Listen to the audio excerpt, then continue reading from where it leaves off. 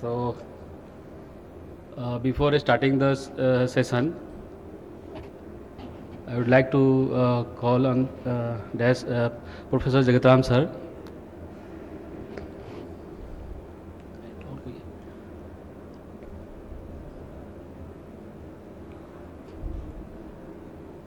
And the next speaker, Dr. Manik,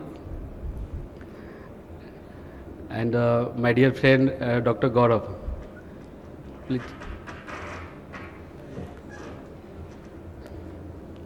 So, it is my great honor and privilege to introduce my revered teacher and mentor, Professor Dr. Jagatam sir, while presenting this instruction course at All India Ophthalmic Conference 2026 at Jaipur. Dr. Jagatam sir is one of the most respected figure in Indian ophthalmology. He served as a director of the PGI Chandigarh and has made immense contribution to the clinical care, academic teaching and ophthalmic research. A legendary teacher and surgeon, has trained thousands of ophthalmologists across India and abroad, and we are one of them. His dedication to education, discipline in surgery and commitment to patient care have inspired generation of eye surgeons. His contribution have been honored with several national recognition, including the prestigious Padma Shri Award by the Government of India. With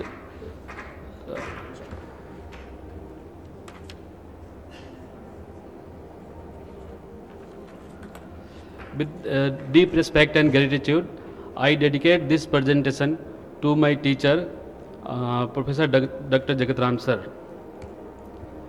So, whenever we see the routine OPD, whenever we see the subluxated crystalline lens and along with the cataract also, so we simply remember our sir. Oh, if this case is done by sir, then it will be easily done. Otherwise, I have to do the SFIL or Yamani surgery. So, subluxation of the crystalline lens poses significant diagnostic and surgical challenges due to its varying degree of jonular weakness and associated ocular comorbidity. The successful management require a clear understanding of etiology, precise clinical evaluation, and structured surgical approach, and which is done by Professor Jagatam sir. This instruction course aims to provide a practical and systemic framework for the management of subluxated crystalline lens. So, we have divided the topics in the four. The first presentation which we present by the Dr. Manik Sardana, which is pre-operative evaluation and surgical planning, and that is for 10 minutes. Dr. Manik, please come.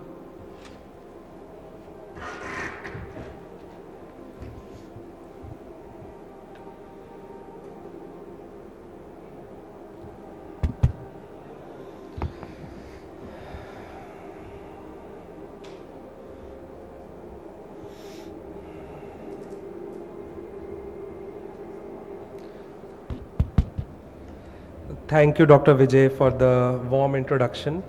So, my topic for today is pre-operative evaluation and surgical planning in subluxated lenses.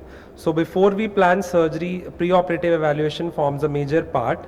So, coming to basic definitions, subluxation of lens is partial displacement of the lens from its hyaloid fossa, while dislocation is complete displacement of crystalline lens or a cataractous lens from hyaloid fossa either into the anterior chamber or into the vitreous cavity.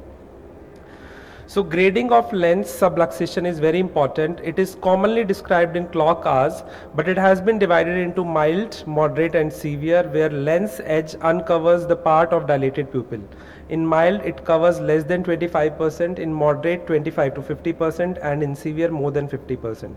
A critical step in evaluation of severe subluxation is that we have to examine in both upright and supine position, as supine position can reveal the true subluxation when the patient lies down on the OT table. Coming to the etiology, the most common cause of lens subluxation is traumatic, which is seen in around 50% of the cases. Other causes include hereditary causes, that is without syndromic association, isolated ectopia lentis, or hereditary causes with syndromic association, which includes causes like Marfan syndrome, homocystinuria, Weil-Marchesani, hyperlysinemia. Miscellaneous causes include disorders with ocular association like mature cataract, ophthalmos, high myopia, pseudoexfoliation, aniridia, and microspherophakia. Coming to the complaints, the most common complaint by patients is obviously decreased visual acuity, which can lead to amblyopia in children if left untreated. Other complaints are suboptimal correction with spectacles, distorted vision, monocular diplopia, glare, and photophobia. Coming to the important part of clinical evaluation, so in all patients we have to do a detailed evaluation of cornea and anterior segments, as previous corneal scar could indicate old trauma. Cornea plana is seen in Marfan syndromes. Anterior chamber depth should be examined both centrally as well as peripherally, as irregular anterior chamber depth could be an indication for lens subluxation. A central AC shallowing could point towards microspherophakia, and presence of or absence of vitreous in anterior chamber should also be noticed, as it will affect the management. Now coming to the clinical evaluation of iris, pupil, and anterior chamber angle. In all subluxated lenses, we should always look or rule out pseudoexfoliation syndrome. Aniridia is another entity with absence of iris and lens subluxation. Sphincteric tears could indicate previous trauma in lens subluxation, and glaucoma can be associated with lens subluxation, as in this patient with peripheral AC shallowing, closed angles, and an optic disc cupping. The most important part is the evaluation of the lens, where we have to note the degree of subluxation, whether it is mild, moderate, or severe, and it has to be described in clock hours. We also have to note the direction of the subluxation, as superiotemporal subluxation is seen in Marfan syndrome, inferionasal in homocystinuria, and an inferior subluxation is common in Weil-Marchesani syndrome.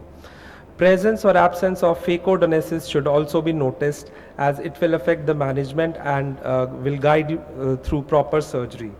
The status of the lens, whether it is cataractous or clear, should also be mentioned, and status of zonules should always be documented.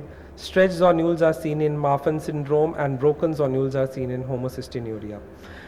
Young patients with ectopia lentis do have systemic associations, so systemic examination forms an important part, where we can have delayed milestones. Wrist sign, thumb sign is with high arched palate is seen in Marfan syndrome. Other causes like homocystinuria can have low IQ. So a multidisciplinary approach with pediatrician, cardiologist, and orthopedician should be followed. So management options, we should always divide whether a subluxated lens is clear or cataractous. In cataractous subluxated lens, there is no role of conservative approach, and we should always operate. While in clear lenses, if the pupil is not bisected and there is full correction with glasses, we can observe and follow up periodically. While the indications of surgery in a clear subluxated lens are uncorrectable poor visual acuity, poor progressive subluxation, lens bisecting the pupil, threatened posterior or anterior subluxation, and lens-induced uveitis or glaucoma. So the surgical options are phaco within the bag IOL with use of capsular stabilizing devices like CTR or Sione, which will be discussed further, or a lensectomy with IOL, that is a scleral fixated or an anterior chamber IOL. So a few surgical challenges while planning and tips for surgery in subluxated lenses. So before surgery, if we see a round edge of the subluxated lens, it is an indicator that the zonules are weak in this area, and if the edge is flattened, then it's an indication that the zonules are strong in this area. So the most important and most difficult step in subluxated lenses is initiating of the capsulorhexis. So various techniques have been described, where one is the cross-sword capsular pinch, where we use two needles in opposite direction to stabilize the capsular bag and initiate the capsulorhexis. Other techniques have also been described, where we hold one end with forceps and other forceps is used to initiate the capsulorhexis. And it is important to note that while if we want to stain the anterior capsule in severe subluxated lenses, we just have to paint the trypan blue directly over the anterior capsule under an OVD rather than just under an air bubble or directly into the anterior chamber, as if the dye percolates back into the vitreous cavity, will lose the red reflex, and then our surgery will be difficult. So after initiating, execution of the continuous tear is very important. So always start the capsular axis from the area which has good zonular support, and then move towards the area which has poor capsular support, and always maintain more than 2 mm margin of from the capsular edge, so as to put CTR or a capsular segment, we need at least 2 millimeters of capsular axis margin. Capsular bag can be stabilized with the use of capsular hooks or directly a Ahmed segment, which will be discussed in further presentations. The basic principle of phacoemulsification or phacoaspiration in cases of ectopia lenses is that firstly, multi-quadrant hydrodissection should be done, so as all the epinuclear and the nuclear matter is completely separated from the capsular bag. The cortex should be stripped tangentially, and there should be low flow and low aspiration parameters, so as to preserve the capsular bag. So place the CTR as late as you can, but as soon as you must, because there are some risk of early placement, as early CTR is difficult to put, and it will there will be high risk of stripping of remaining healthy zonules, and it can trap cortical matter into the equator, and then cortex aspiration will be difficult. So which CTR or CTS to put will be discussed in subsequent presentations.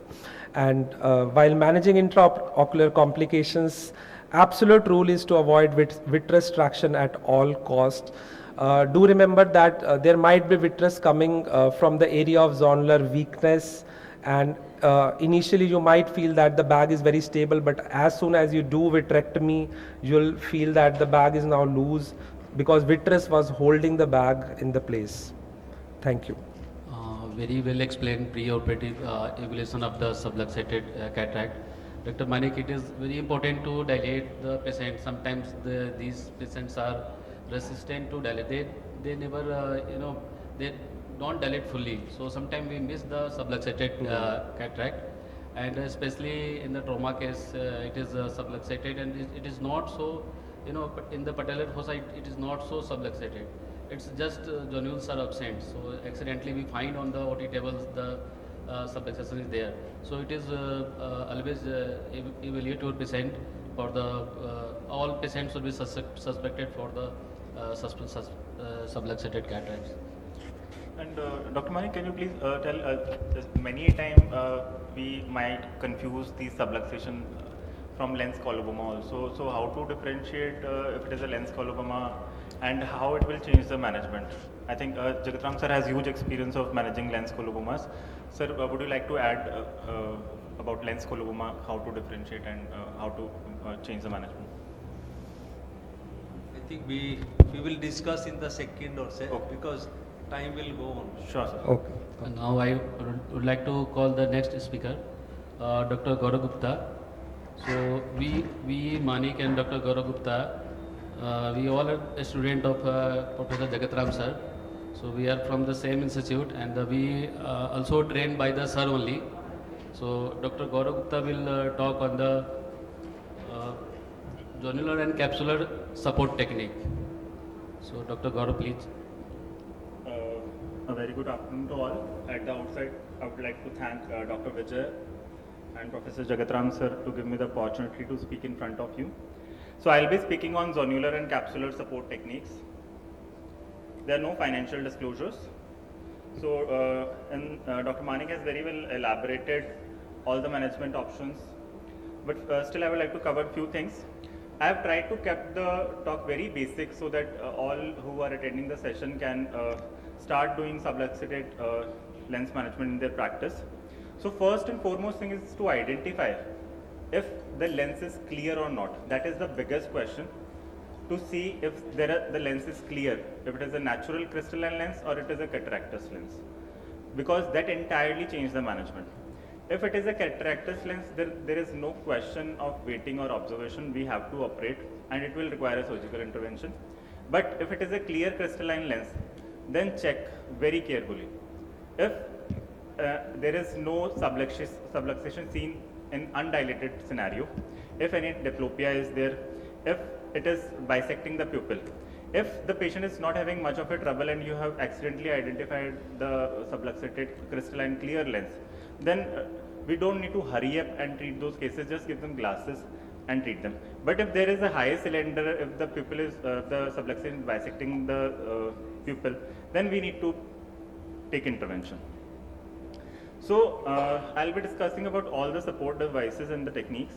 So we have a lot of things in the armamentarium, like capsular hooks or retractors. We have capsular tension rings, Ahmed CTS, modified CTRs. There are a lot of surgical maneuvers, there are a lot of IL selections available. So we need to choose what to do when.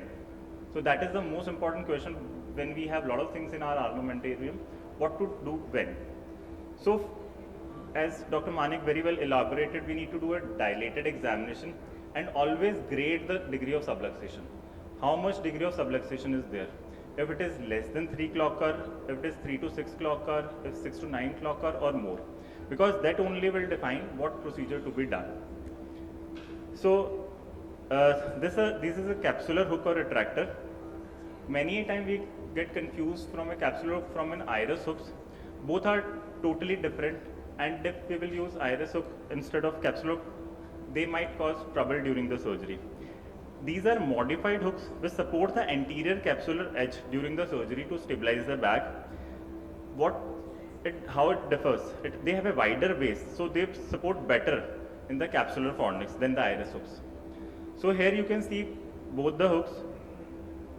So the upper one is the capsular hook. You can see this angulation. This angulation is very important because they need to go down underneath the iris and then hook the capsular margin. And here you can see there is no angulation because they go flat parallel to the iris plane so that they can retract the iris in the same plane, not lift it up. So this makes a major difference. Also the edge. Here you can see it has a bulbous edge and it has a sharp edge because we need to tuck the iris from the sphincter, but we need to support the capsule till the equator. So that makes a lot of difference. So another is the capsular tension rings. So here we can see this is the capsular tension ring. It is C-shaped PMMA ring which expand the capsular bag. So basically how it works, it redistributes the forces of the weakened zonules to the stronger zonules. So these are ideal for less than 3 clocker of weaknesses because they will distribute the forces 360 degrees, thereby decreasing the subluxation. So now the question arises, should be the size of CTRs? Many a time when we tell CTR to be implanted, we are not able to get the correct size of CTR. So traditionally 3 sizes of CTR come: small, medium and large. Most commonly we use 13 mm of CTR. In India it is available in 12 mm, 13 and 14 because it depends on the axial length of the patient. Most commonly the axial length is 24.5. So the size is 13 mm. But if the axial length is smaller, then we need to implant the smaller size of CTR, that is 12 mm. If it is larger, more than 27, 28 mm, then we need to implant the higher size of CTR because otherwise it will not support the back. So the standard CTR is our workhorse, but its success is all depends on timing and direction. When to implant? So too early is bad, too late is also bad. So many a time when there is a subluxation, we implant the CTR very early before removing the lens, then it creates a trouble. And also many a time we wait for much longer, we keep on removing the cortex and the subluxation keeps on increasing. That is also not bad. So we need to identify the right time to implant it so that it do not disturb the cortex and also it do not create a problem in removing the cortex. And also the direction of implantation is the pulp. Always point the leading eyelid towards the area of zonular dehiscence, and because this pushes the ring against the weak area rather than pulling on it. Now, because CTR insertion used to be a trouble thing for many surgeons, so they have come up with injector also. These are right and left sided CTRs. So this has made the things very easy. But always remember, do not forget the Sinskey guided technique because many a time it also creates problem. So another is CTS, that is Ahmed segment. These segments are almost 120-degree segments. These are used to support severe zonular dialysis. These segments are sutured with the sclera with the help of this hooks. These are sutured with the help of 90 proline suture. Many people try Gore-Tex suture also, but I personally feel 90 proline does the work very nicely. Also, the CTS has to be implanted with CTR. First, we need to implant the CTR and then CTS. They are never implanted alone. So, as two things needed to be implanted, so modified CTRs were innovated, which are popularly known as Sione ring. These have basically the eyelet inside the ring only. So, from this eyelet, we can put the suture and fix it with the sclera. So, this will support. So, if the degree of subluxation is more than 180 degrees, that is 6 to 9 clock hours, then double eyelet Sione ring is used to support in the 2 clock hours. So, to have a better centration and better distribution of forces. But still, there are a lot of advantage of CTR with capsular tension segment compared to double eyelet Sione ring in many cases, as CTS can be placed automatically, less zonular stress. In case of tearing of capsular bag, they provide better support and easy to insert. But double fixated Sione ring is somewhat cumbersome also. When we have implanted the things, so there are few surgical maneuvers that we will keep in mind, will give us better stability during the surgery and decreases the chances of increasing the subluxation during the surgery, because many a time what we have seen that the subluxation was 4 clock hour to start with, but when we were doing phacoemulsification, in those cases due to a lot of stress, the subluxation increased to 6 to 7 clock hours. That changes the plan entirely and lead to surprise. So always slow motion phacoemulsification should be done. Always use lower fluidic parameters to minimize stress on weak zonules. Do a very gentle hydrodissection. Avoid overstretching. At the time of cortical cleaning, use a bimanual approach. Never pull it. Always do the sideways movement. That decreases the forces on zonules. And also do a little bit of viscous inequalisis before to maintain the space. Always remember to do a good vitrectomy if there is a visible vitreous in the interior chamber, because that will keep on troubling you during the surgery otherwise. Then comes the IOL selection. If the degree of subluxation is less than 90 degree, then we can place a 3-piece IOL in the sulcus or in the bag, and the direction should be such that it supports the weakness. Then comes the scleral fixated lens. There are a lot of kinds of scleral fixation is done. This is specifically done if the subluxation is more than 270 degree, if there is a lot of phacodenesis, if we are not able to fix the bag. So standard suture fixated can be done, Gore-Tex suture fixated can be done, glued IOL can be done, the Yamane technique can be done. These all will be discussed in the later presentations. So take home for today is capsular hooks for capsular support has to be implanted intraoperatively. They give a very good support to the bag, which will decrease the chances of increased subluxation intraoperatively. When there is a less than 3 clock hour of subluxation, CTR will do the work, or a 3-piece intraocular lens. If the subluxation is 3 to 6 clock hours, then CTR with 1 CTS or a single eyelet Sione will work. If it is 6 to 9 clock hour, then CTR with 2 segments or a double eyelid Sione fixation with sclera should be done. If it is more than 9 clock hours, then pars plana vitrectomy with lensectomy with scleral fixated IOL, or a ICC with anterior vitrectomy and scleral fixated IOL is the key to go. Thank you all. In the magical hands of a magical surgeon, even in cases of more than 270 degrees subluxation, it back can be fixed, which will be seeing in further videos also. But this is the standard protocol. Thank you all. Thank you, Dr. Gaurav. The very good elaboration of the segments and the iris hook. So we have the diagnosis and we have the instrument also, but we don't know how to fix. So we call the our respected Professor Jagatram sir to show some magic moment of the subluxated cataract management. So where sir will use all these things, whatever the Dr. Gaurav has shown in the presentation, like use of the CTR, CTS, and even use of the capsular hook. And if we don't have a capsular hook, sir can also use this one iris hook. So magic can be done with the iris hook also. So I think sir was doing the subluxated cataract before invention of the capsular hook. So at that time sir used iris hook instead of the capsular hook. So we can see the magic. So how he has done the this kind of subluxated cataract.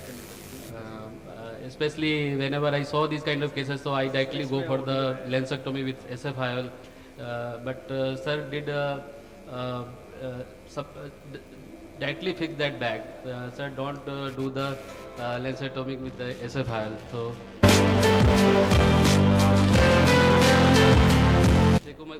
in subluxated lens. Sir, please.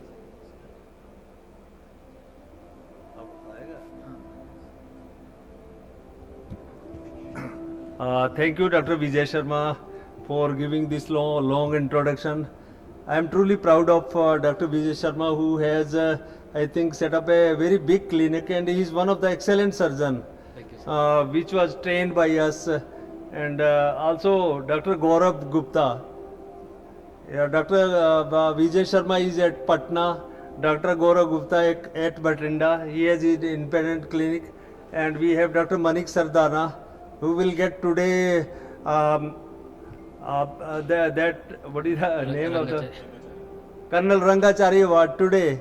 So I think I am proud of my residents. Even we have Dr. Ankit Deokar, who is from Indore, and Dr. Sapurti. So our people are everywhere in the country from PGI Chandigarh. I will be speaking on phacoemulsification in subluxated lens techniques and video pulse. This is one of the video which was produced by me about 15 years back. This is a traumatic cataract, and this was almost, I think, 150 degrees subluxation. That point of time, I planned that I will fix the capsular bag also.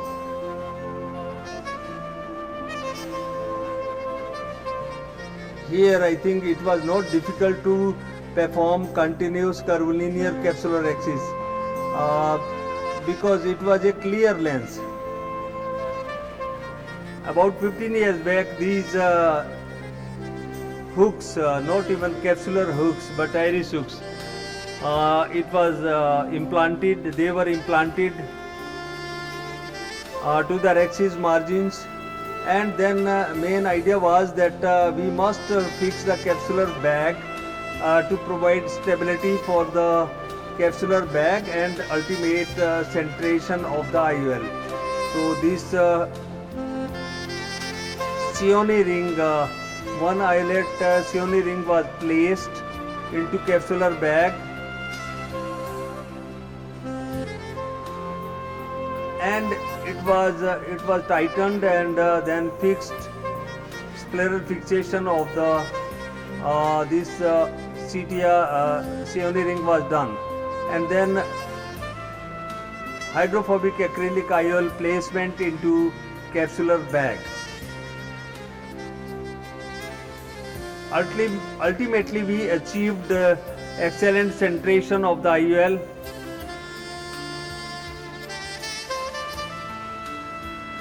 Incision was closed,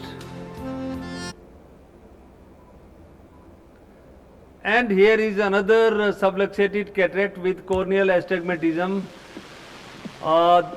This was extremely subluxated cataract, almost 180 degree, 4-year girl, and there was a astigmatism, significant astigmatism also. So here also I planned that I will fix the capsular bag so that we achieve good centration of the IOL and as well as fixation of the capsular bag for better stability. Continuous curvilinear capsular axis was done, and then hooks, iris hooks were applied to the capsular axis margin. Then removal of the cortex was done from the capsular bag, and then fixation of the capsular bag with single eyelid ring.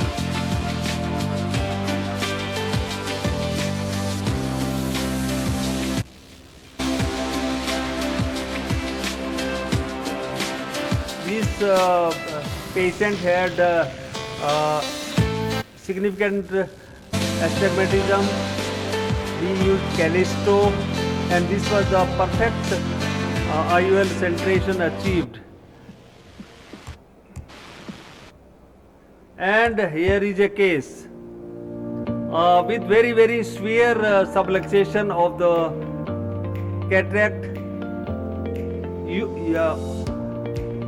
Any of the person will usually do removal of the nucleus and vitrectomy and transscleral fixation of IOL, but I thought that let us try whether we succeed in performing cataract surgery with preserving the capsular bag, because it was very gross, more close to 270 degree to 300 degree, because it was much more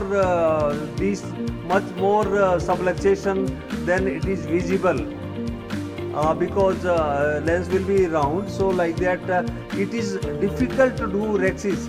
So we thought that it is a thick type of capsule, and so first holding and then releasing this capsule and starting with the continuous curvilinear capsular rexis, and then each of the segment rexis was done here, and then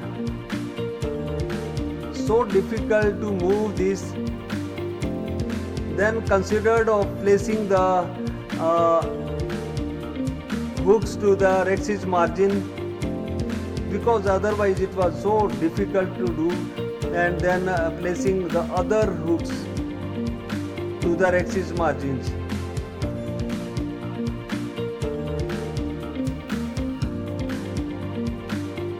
And even putting more tension will rupture the capsular bag, so it has to be monitored well, and then doing hydrodissection and removal of the cortex from the capsular bag very gently.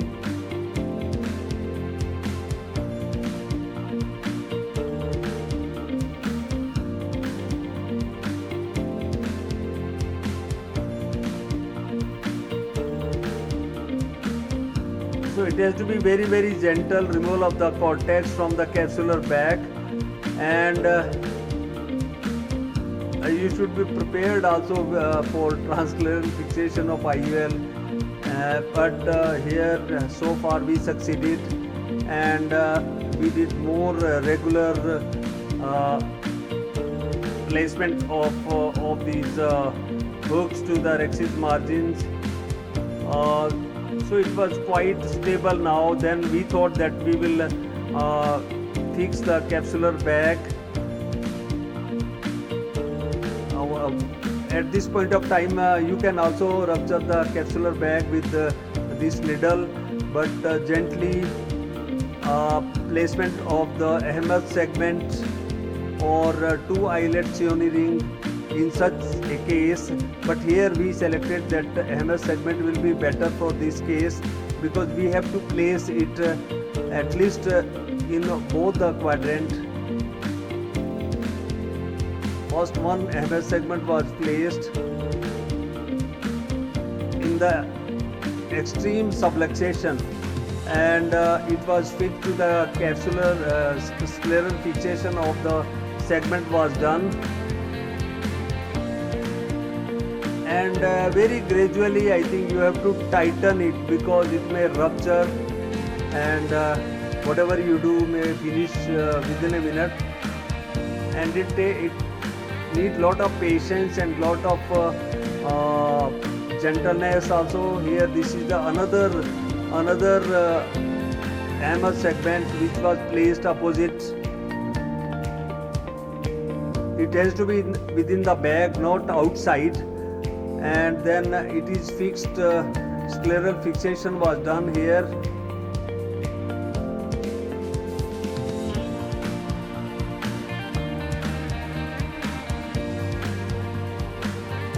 and then better to place single piece IOL into capsular bag gently and perfectly into capsular bag, and then removal of the viscoelastic and then placement of suture if required. So in this case we did so well, and it provided, I think, excellent saturation. Lower part could not be tightened much more because there was risk of rupture. Whereas we have another case.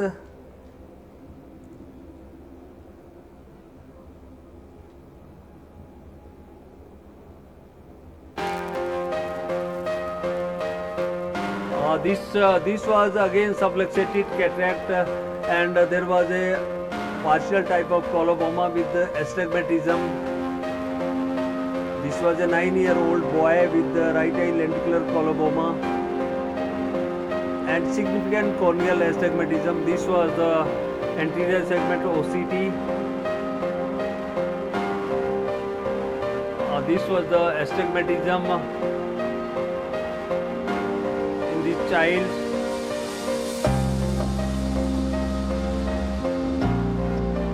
And again here because it was a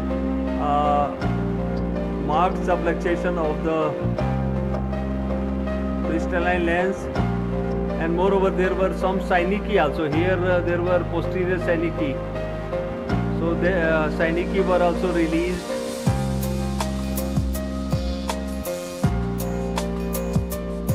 Then continuous curvilinear capsulorhexis was gently done.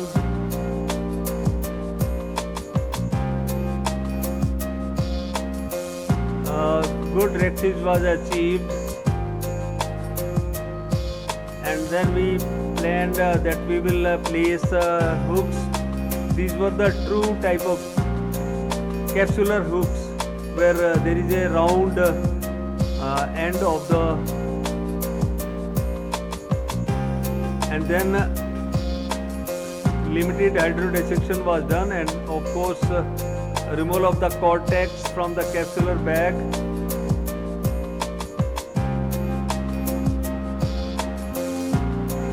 And then we planned that we will fix the capsular bag scleral fixation with either single eyelet ring or segment. So we use here in this case segment, which was has to be rotated, and this eyelet comes in the direction where there is maximum subluxation in the center. So this is a toric IOL which was implanted into capsular bag.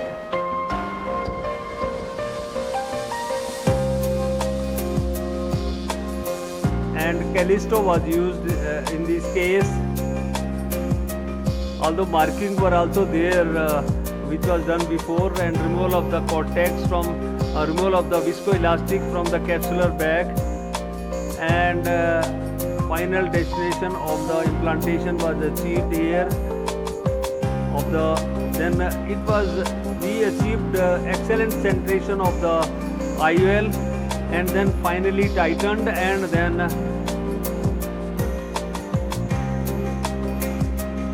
then we compared it before and after surgery. These bicameral sutures were placed.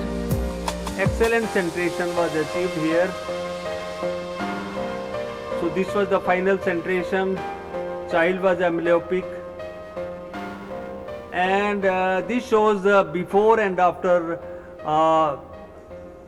surgical procedure. Thank you very much. Thank you for giving me opportunity to speak. Thank you.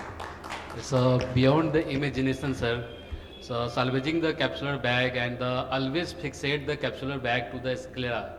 So even in the long term, even after the 5 year, 10 year down the line, the capsule will remain there and the IOL will remain centered.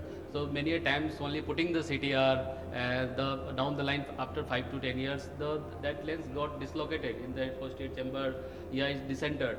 So if we put the CTS and the fixate with the sclera, it will remains there for the longer time. And especially you have done, sir, the first surgery 15 year back. So that was the magical where you have put the almost 5 to 6 this one iris hook. So and the no one can imagine that can be that back can be salvaged, sir. Thank you, sir. Thank you for the outstanding surgery, sir.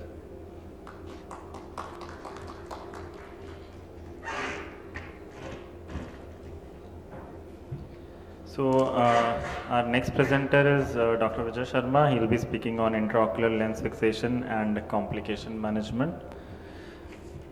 This is the last talk of the session. We'll take questions after this talk. So my topic is to intraocular lens fixation and complication management. So these are the subluxation lens which is set by the sir, and we have to dilate. Already Dr. Manik is told about this. We have to dilate the people and look for the subluxation. So even in undilated people, we can see the capsular corrugation. So we can suspect the subluxation. So here we can classically see the ruptured zonules. So these are the surgical challenges like capsular bag instability, poor zonular support, difficulty in nucleus rotation, risk of capsular rupture. So management approach is to stabilize the capsular bag, maintain IOL centration, prevent further zonular damage, and then ensure the long-term stability, which is done by the suturing the CTS and the CTR through the sclera. So assessment is very important before planning for the doing this kind of surgery. We have to assess how much is the zonular dialysis, whether capsular bag integrated there or not, types of cataract is very important, whether it is hard cataract, or pediatric cataract, or soft cataract. It's very important to classify the types of cataract and the feasibility of the capsular support versus alternative fixation.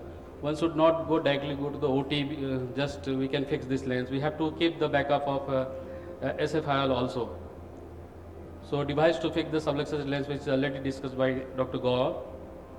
So these are the IOL fixation option. So sir has the only one option in the bag, IOL implantation with CTR, CTS. We have another options like sulcus IOL with optic capture, iris claw lens, anterior chamber IOL if the endothelium count is good. Yeah, scleral fixation IOL, which I usually do in the aphakia cases. So these are the surgical pulse we have seen in the video, so no need to discuss here. So intraoperative complication is like extension of the zonular dialysis. Whenever we do the surgery, the dialysis get more. Sometimes capsular access run out. So if we see the how to do the capsular access, sir has used the ILM forceps along with the capsular access forceps. That was outstanding. How one can think about that? Yeah, ILM forceps can be used for the capsular access. So and the posterior capsular rupture, it is also a risk there, and the vitreous collapse into anterior chamber, and then finally will land up in the aphakia, and the difficulty in cortical aspiration even after the putting the CTS. Sometimes capsular back collapse and the need for anterior vitrectomy, and then again we land up in the aphakia. So no CTR, no CTS, keep backup of SFIL. So here in this video, I tried to do the surgery like sir, but I was not succeeded in this surgery. I also did the same like capsular access done, and in our era, capsular hook was there. Even after applying the capsular hook, I tried to do the phacoemulsification. We can see here one of the capsular hook is away, and the total capsular bag is ruptured. So I have to convert it into the lensectomy. So these are the very common complications while doing the subluxated lens. So I converted into the conventional suture-based scleral fixation of the IOL. So two triangular flap is made diagonally opposite, and pair pack 90 polypropylene suture is used to fixate the rigid 3-piece PMMA IOL. The main port is enlarged and the suture is externalized, and it is sutured through the two eyelet of the rigid single piece PMMA IOL.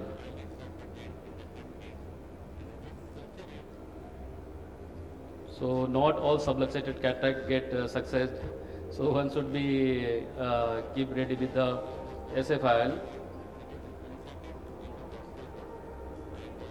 So we are at the end of surgery, well center SFIL, and it is sutured through the underlying sclera. So we can see the well center SFIL. So sometimes device related complication like capsular tension ring insertion difficulty, especially in the double eyelid ring where the many of the sutures and it gets scrambled. So it is better to put the two hammer segment like sir. We can deal two segment differently. Otherwise, in a double eyelid, you will be crumble with the two sutures and all. So it will further damage your capsular bag. And sometimes capsular tear during the insertion, and that's why sir told you don't tighten the too much, otherwise your bag will be ruptured.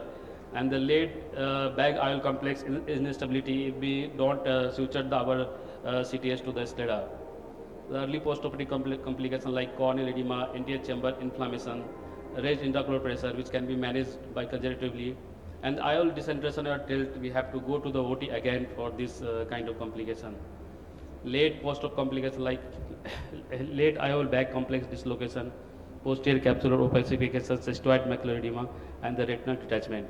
So if the capsular bag is unsalvable like massive subluxation, so one can do the scleral fixation IOL technique like one surgeon which is flexible with the technique like suture based or sutureless based like Yamani technique. So I would like to do the nowadays Yamani technique for the aphakia correction. Sometimes the normal after cataract surgery lens is subluxated, so we can do the fixation of these IOL ab interno Yamani can be done and it can be fixed.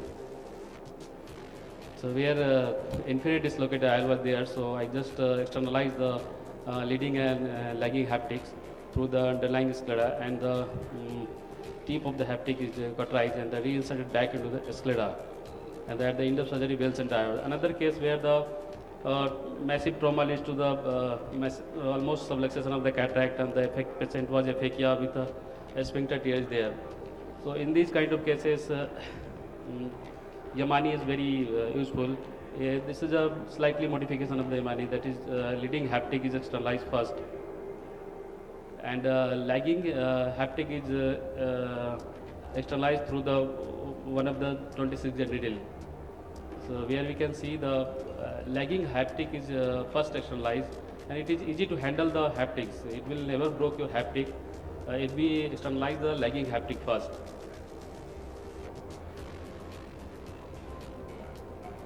And after the cauterization of the tip of the haptic, it should be reinserted back to the scleral tunnel. Otherwise, it will create a nidus of focus of infection, and the patient can develop the endophthalmitis also.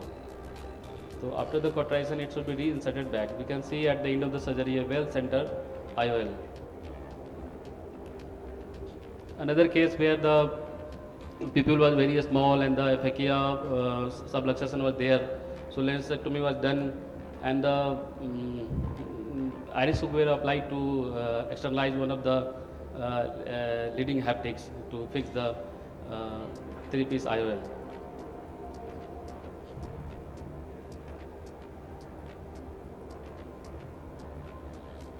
So nowadays it is routine case of doing the if the aphakia is there, I do the routine case whatever the aphakia, how the aphakia is developed, I do correct the aphakia by the modified MI technique where the leading haptic is always externalized first. In every case, I externalize the leading haptic through the one of the side port, and lagging haptic is externalized first.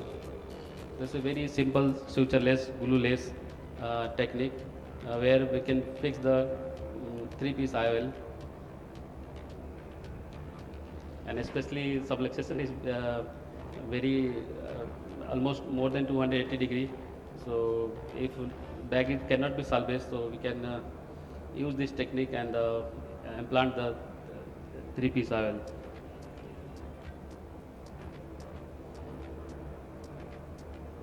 So you can see that at the end of surgery, well-centered IOL. So as a point-to pointer in the Yamani technique, always use the small bore needle like 26 or 27 gauge needle, and always use AC maintainer. so that your pressure is maintained and you can go through the escalator. Otherwise, you can directly enter into the in the cavity. And to prevent the post of tilt, one should be 2 to 2.5 away and exactly 180 degree apart. And the haptics to be tailed very gently, otherwise it can got broken. Look for proper separation of the IOL and always bury the terminal bulb under the scleral tunnel. Thank you. Dr. Vijay, you have done excellent job by showing that those cases where we cannot put CTR or MS segment or Sioni ring, what should be done? I think it is extremely important. Several of these patients, they may have severe subluxation or very compromised on it. Yes, sir. So, not all surgeons like you, sir. He can fix all these kind of subluxated lens. So we have to keep ready. So when I was posted with you, and I learned the SA file first, and then thereafter I learned the subluxated lens cataract lens later on. So it is always to learn the SA file before proceeding for the subluxated cataract surgery. Dr. Vijay, I think you have excellently shown a lot of SFL videos, and I think it is a must-learn surgery for all anterior segment surgeon. And anterior vitrectomy, I think, is a must to do properly, because if you will not do anterior vitrectomy, so the chance of retinal detachment increases. What, in your opinion, I think you have done a lot of Yamane, a lot of suture-based, a lot of glued also. So, what do you feel? Which of the technique you feel is the best in your hands? Especially if we do the these kind of cases like trauma and all, so we as surgeons should see the peripheral of the retina, and it is always better to have a vitrectomized eye. So vitrectomized eye is very good if we do the Yamani and all. If we do the in the subluxated lens, vitreous is not so disturbed. If it's not traumatic, vitreous is not that much of disturbed, so we can do the little bit more anterior vitrectomy. It's not like we do the vitrectomy from the shallow vitrectomy. We just go to the surface of the vitreous and do the vitrectomy. That cause create lot of traction. So we do the vitrectomy, go to the anterior chamber deep, not do the surface vitrectomy. Do the some deeper vitrectomy. Anterior vitrectomy work also well. We do the deeper anterior vitrectomy. And thankful, almost I have done for more than 50 Yamani, and none of the patient developed the retinal detachment till now. If I do the central core vitrectomy. I think that's a great learning over here. And also the vitrectomy need to be very accurate at the point of entry of the suture or the haptic in that area specifically, because the most common traction appears when we are inserting the needle or the suture needle or the haptic when we are taking out. I think that is the point where the traction happens. Dr. Morning, what is your take on this? Which technique of SFIL do you feel is the best? What we have seen for a long-term success, sutured IOL still holds a better place, but yes, Yamane technique has good results, and even a glued IOL has good long-term outcomes. No, the Yamani is little bit learning curve. If you know how to do the Yamani surgery, so nowadays it's a standard of procedure to do the FAK correction by the modified Yamani or Yamani technique. If we reinsert the tip of the haptic inside the scleral tunnel, you don't go directly to the sclera to the chamber. Just go tangentially through the sclera, then change your direction of the needle to the vitreous cavity, and you must have almost 2 mm length of the tunnel. Then that kind of case, none of the patient will develop. If the tip of this haptic is exposed, definitely patient will develop the infection. Sometimes people do the lot of cautery to the tips. Don't do the lot of cautery. So the style of the terminal bulb is very important. Your terminal bulb should not be flat. The terminal bulb is like a cylindrical terminal bulb, so that it can reinsert it back into the tunnel very gently, and it will stay there. Sometimes, many of times when I reinserted back the haptics, sometimes it get slip into the cavity also. So we have to again hold the haptic and cut through the bulb and externalize it. Right. I think very well pointed out the trick. Many people who start doing Yamane, they feel that it is very unstable or it is not a good technique, it slips. the trick very well pointed out that the tunnel has to be longer, because we don't give that length of a tunnel, because if we will not have a longer scleral tunnel, there will not be any length of the haptic to give it a hold or to strength. And the second point is the bulb. The bulb has not need to be flat, it has to be round so that it provide a friction to it. I think Jagatram sir has done a lot of, I think more than 500,000 of SFIs. Sir, what do you feel in your hands is the best technique for SFIL, sir? Yeah, I think we have used I think transcleral fixation of the IOL. Previously we used to do with PMMI IOL, Orolab have, especially I think centration is best with that. If that is one. Second thing, we can also do otherwise glued IOL. That also gives excellent result. Of course, Yamani technique, this is also excellent. I think outcome is very good with this also. Thank you so much, sir. Either of the three we can do where whatever is suitable for you, Yes, sir. you are Yes, sir, comfortable that is with. suitability and the surgeon preferences. I think sir has rightly pointed out no technique can be said it is better or best. I think one which technique which we are comfortable and we have done a number of cases, I think that is the best in our hands and that provides the best result to Yeah, the patient. technique is one thing, I think that is fine. Either of the three technique or any technique you use. But at the same time, you should have good counseling of the patient, because expectation of the patients are very, very high. They think that everything will be fine. Sometimes there may be gross hypertony you are doing and you fail to do CTR or Sioni ring or other. First, you want to preserve the bag, you fail. Then tension may be low. You may not be able to do transcleral fixation of IOL or fixation of IOL in the same sitting. So this ideally you should tell the patient before that I may do in the same sitting or second sitting. That is much more important, particularly in the private setup. In the government setup, I think we will get away for I think long time. I worked for 42 years in PGI, no problem. But if once you are in the private sector, you have to be much more accurate and tell the patient everything. That what is the expected outcome and whether you will do in the first sitting, second sitting, and what is the real outcome. So you should not give very rosy picture, just that you will be, everything will be excellent. I think The first go.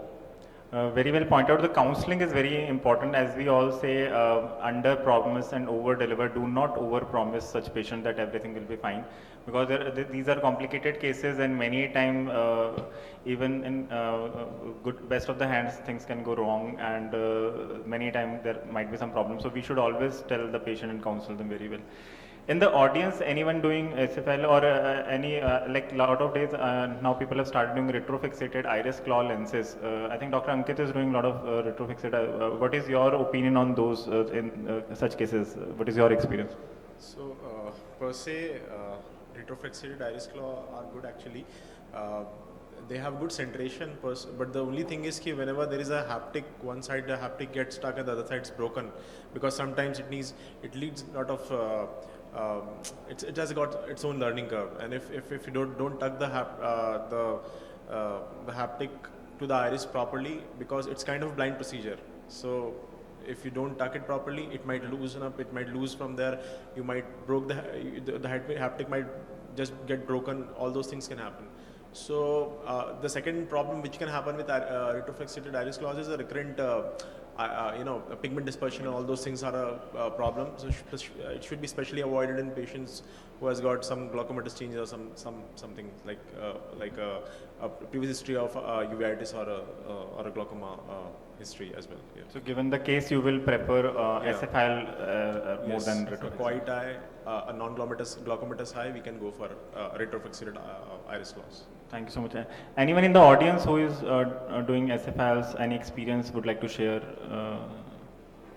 or any questions related to it? Yeah, please. If there is any question from the audience, I think, no, you are most welcome.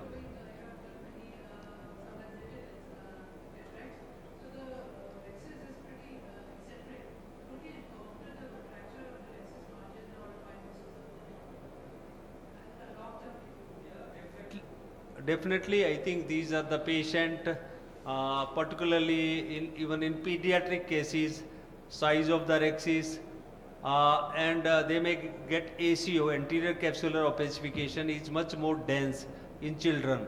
And even pseudo exfoliation patient, they also have very severe contraction of the capsular bag as well as ACO. That is a very important question. And sometime we have to even do surgical removal of that, once it is a very small ACO. There is a much more ACO. So that is a common, that is quite common in particularly pediatric and pseudo exfoliation patient. Any more questions? Yes, please. We have time, so we can take more questions, more discussion. We have learned it. 10, 15 Hello. minutes. I just want to add something because whenever we are talking about SFS IOL, generally either it is a dislocated lens, subluxated lens, or mostly it is injury patient. So what I feel that a good retinal workout has to be there with OCT. So we'll know exactly what is the stage, and then we can explain to the patient what outcome will be there. Because we do excellent surgery and after that you find patient is having finger counting. That is what I want to do. And there is a document also which you are having OCT, this thing at least the patient had retinal problem. So That's even all. after surgery, we have yeah, to but- repeat a macular OCT because these patients do have a Yeah. more risk of CME after any kind of secondary. I think this was an extremely important thing what you said, because even we like to show these patients before surgery trauma with subluxation or otherwise also to our retinal surgeon, because they may get they may have a retinal problem or they may get retinal problem. Even I think macular OCT should be also done in such cases because there may be something additional macular hole or anything. Because sir, the subluxated or dislocated, it is more commonly with trauma. Sometimes it may be trivial trauma, but mostly they come with trauma. I think very well pointed out the importance of retina evaluation, not only before but post surgery also, because we are fiddling with the vitreous and lot of time minor breaks may generate. So pre-operative documentation of with peripheral depression and peripheral retina examination as well as central macular OCT is very important in these cases. And also in the post-operative period after 1 month, we should re-examine these retinas in periphery as well as in center. So very well pointed out, sir. Thank you so much. Any more questions from the house? I think we have another 5 to 10 minutes. We can discuss any questions or queries or any experience anyone wants to share from their practice, what they are doing. I think Dr. Spurti is doing good retina work.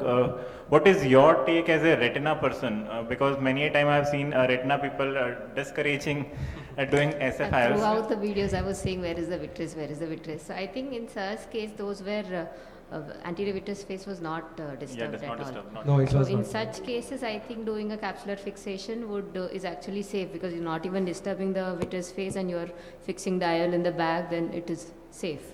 And when there is vitreous disturbance, then a complete vitrectomy would be recommended before we go for the scleral fixated IOLs. I am a medical retina person who does anterior surgery. So for the proper VR surgeons, they would rather do a whole pars plana vitrectomy and then implant a SFIL.